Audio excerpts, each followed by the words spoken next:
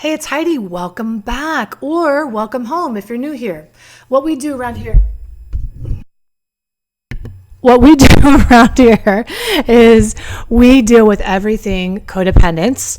And what is codependency? Well, here's the deal. If you're born into a family dynamic that is dysfunctional, toxic, addicted, or otherwise unhealthy, not firing on all cylinders, you find a way to survive, thrive, connect, or cope in that family. And essentially, it's a way to function in the dysfunction, and we call that codependency. Or you could come from a great family and you could end up in a relationship with a toxic or dysfunctional or addicted alcoholic person, and you could adopt these ways of being as well.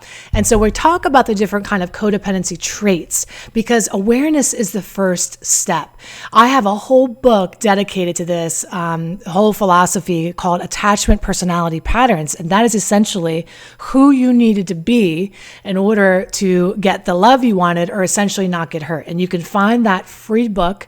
It's a download over at lovecoachheidi.com. So go check it out right now. So I want to talk about one of the codependency traits that it's especially, it's a trait for the withholder. And this is the withholder is the personality again that kind of keeps that person at an arm's distance. You want people to get close to you, but not too far away. And part of the withholder's big dream is to have somebody come along and crack them open. Come along and really take the time and effort to get to know them and uncover the person that they are on the inside, right? The outside is this hard shell, but on the inside is this kind of soft, sensitive person longing to be seen. And it reminds me of this story. One of the first people I ever fell in love with who taught on the subject of love and how we do love is named Leo Buscaglia. And I had learned about him in a sociology class, and he told this really cool story about a girl or a person who lived inside of a coconut. And the story goes like this. I mean, I'm taking liberties. I don't know. It's been a couple of years since I was in college back in the day.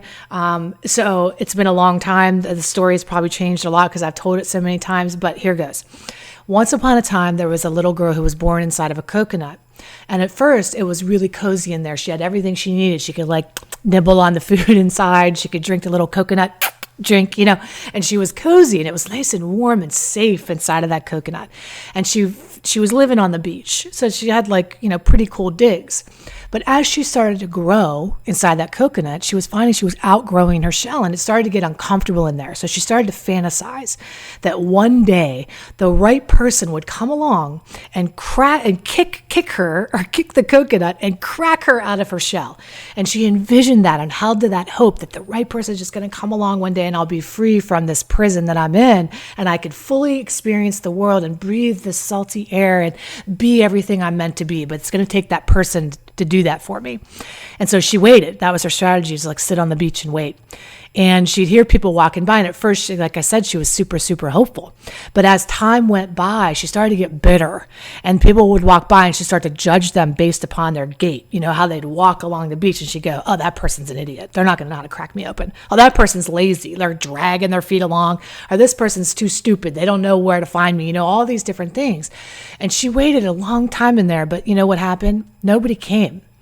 And one day, many, many years later, there were people walking on the beach kicking coconuts, and they happened upon hers. And wouldn't you know, one of the guys kicked the coconut open, but out fell this old, shriveled, dead hag who was dead, just shriveled up. And they were like, oh my God, guys, there's people in coconuts. Let's go. And they started kicking other coconuts to free the people, but they never found another one. And do you know why they never found another one? Because that kind of a nut is one in a million. Okay.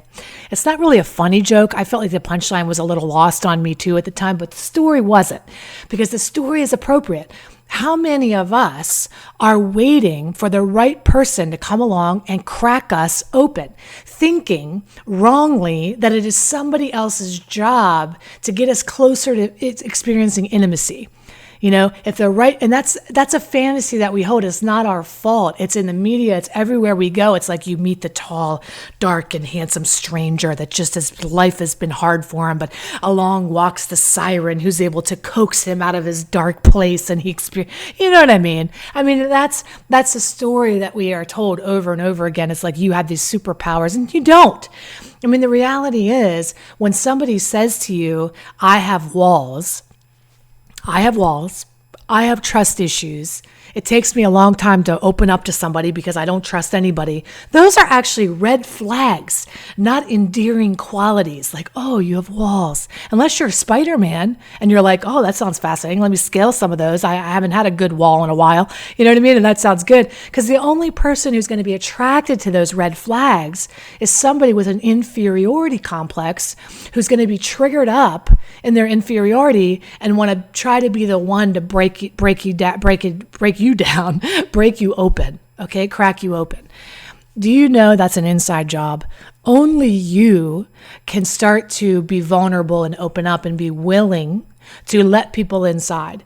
You have to find a way to let yourself out of that proverbial prison that you put yourself in. Now, I know you didn't get in there the easy way. I know you got there the hard way, that people in your life, maybe vulnerability was weakness in your growing up environment, or maybe when you did show feelings, you were told not to feel that way, or you shouldn't feel that way, or that feeling was wrong or inappropriate, or you hid from your feelings because they were scary, or other people's feelings scared you. And so there's this whole scary feelings world. But the only way out is through. As we know, we've heard many times in healing, many times over, a million times. I forget who said it. Virginia Satir, or the Gestalt therapy creator. Somebody said it, right? That the only way out is through. So at the end of the day, it's our job to open up. It's our job. So how do you do that? Well, you take one step at a time, being willing to first tune into your own feelings inside of there. We lie to ourselves. We're in denial about how we really feel, what we really think, and what's really going on within us. And we glom onto some fantasy that we're going to stop feeling the way we feel when the right person comes along. And it's a rescue fantasy. All of this is a rescue fantasy, right? But I'm here to tell you that you do have the power. The power is in you. You do not need to rely on somebody outside of yourself to heal you, make you whole, or make you likable, lovable, or approve of you. You know, you can make that change right now in your life. You can start to open up. I encourage you that we want to be assured, you know, if I stay in my shell, somebody's going to see something in me first, see the potential in me, like the kid in the back of the classroom with the hoodie up over the head, and the one teacher goes, that kid's got potential. You know, that doesn't really happen. You know, we have to toot our own horn. We have to put ourselves out there. We have to say, no, I see something in me, even when you don't. Most of us who didn't have somebody see something in us are waiting for somebody else to validate and approve of us first, so that we feel like we're worthy, we're worthy enough of them getting in there. Okay. You don't need somebody to already find you worthy enough to be willing to crack you up. That's what you're asking. Please, just somebody come along and show me I'm worth it. You've got to say you're worth it. You've got to know you're worth it enough to expose yourself, to put yourself out there and be willing to risk that. And I know it's risky. All right. So that's a codependent behavior we want to overcome, right? Being locked in our shells, being closed up, and withholding our greatness, our brilliance from the world. There's many reasons we do it. Awareness that you're doing it is step one. Okay. An understanding of what's happening. Now you can, again, if this is starting to ring a bell for you, you can go over to lovecoachheidi.com and download those different personality patterns, that attachment personality pattern book I wrote, and learn about the 5 criteria for each of these different 8 patterns that I've come up with. All right. So let me know. Are you in a shell? Do you wait for people to come along and crack you open? If you were going to make your way out, what would be the very first thing you would do?